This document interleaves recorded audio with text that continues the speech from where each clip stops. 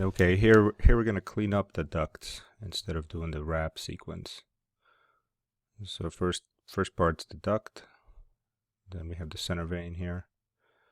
A bit coarse on the initial tessellation, so I'm going to retessellate it with fine and then limit the facet length to about 3%.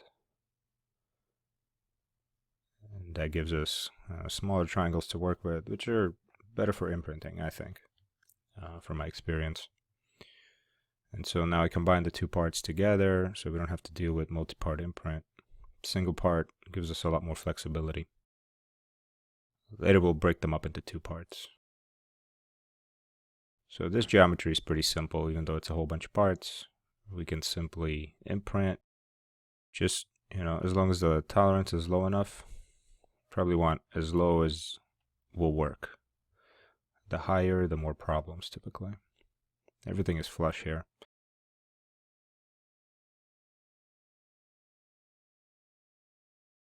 I normally leave the imprinted face intact, even though I won't need it, just so I can see what the imprint looks like right there, and then I hit D to delete those faces, so I don't have to hop between the different tabs and sets of tools. So after those two imprints, now everything is cleaned up. Now we just have the pads to the duct, and if in the perfect world they're perfectly touching and everything is great, and you just imprint with a small tolerance and it's perfect. However, even in this kind of situation, you want to use a bigger tolerance just to get rid of that little corner, because we'll be meshing the fluid around that corner and you don't want to have that cusp. Yeah, something like this is much more meshable, I think.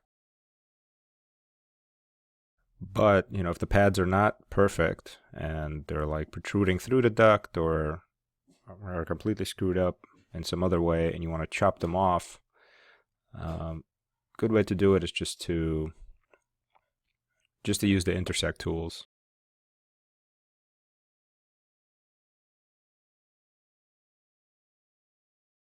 We can specify a plane either via some points, so 3 points define a plane, or using a vector. So if your geometry is aligned with the global system or some other system, you can use a vector, but normally it's not. Probably in your case, duct is not aligned with the global system.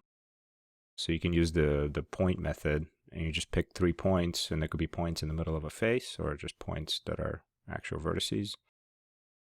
And you just pick the 3 points, the red, the green, and the blue point, and those 3 define the plane.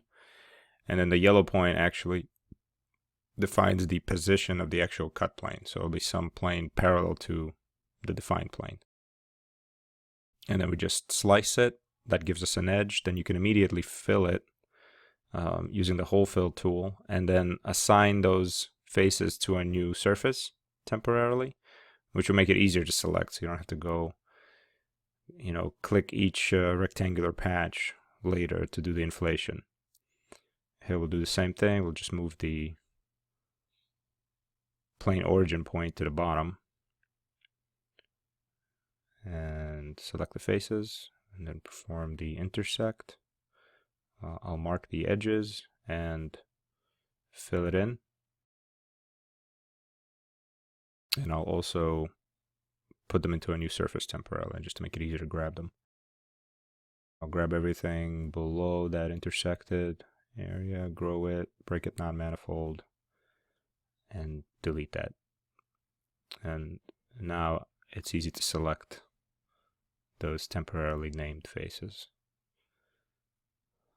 So we're just going to do an inflate.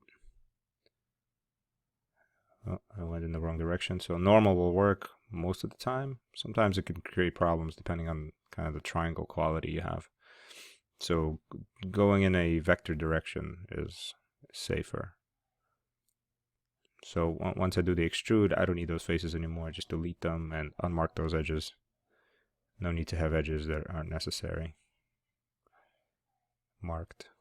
Here I do the same thing, delete the tabs, select that surface via right click, reverse direction, go up, delete the faces, unmark the edges, and now I'm ready to intersect with the duct. wherever they may come into contact. So in this case, I'm just going to grab the internal duct surface. No need to mess with the external one here. And instead of plane, we're going to switch back to faces, select the center vein, and do the intersection. Here we have the intersect. And we have the unneeded portion kind of sticking out. So let's see. I'm trying to delete them all at once, but I forgot to hide that cap. So what happens is the cap is missing. Now it's truly a single part, and we don't want that. We want that cap between the duct and the center vein.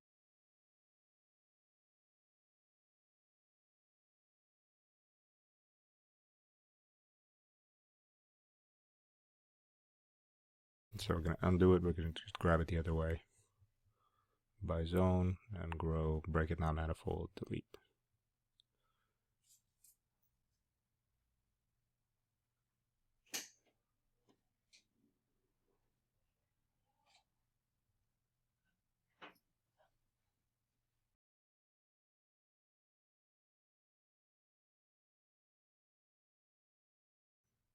Now the two parts are merged, and it's all one piece now since we've combined it. Here I'm just removing all of the edges and then remarking them by angle, just to get the few edges that we're missing after our inflate operation. And now they're back. And this is where I like to kind of hide the mesh and turn on transparency just so I can see that all the edges are there and there's nothing funny going on. So at this point we can close repair, and then we're going to take our duct and we're going to split it by topology, which is going to detect that common face and create a contact, and two parts instead of one. One will be the center vein, one will be the duct.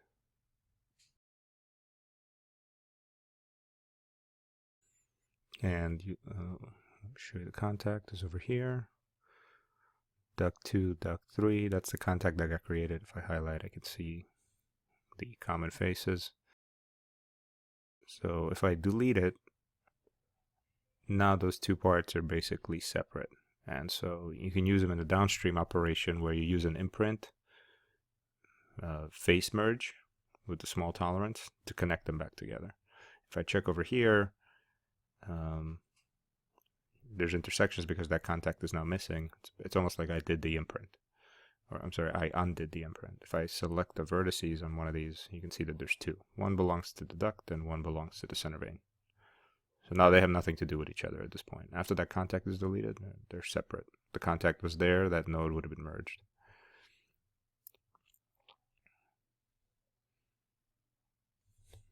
And that's it.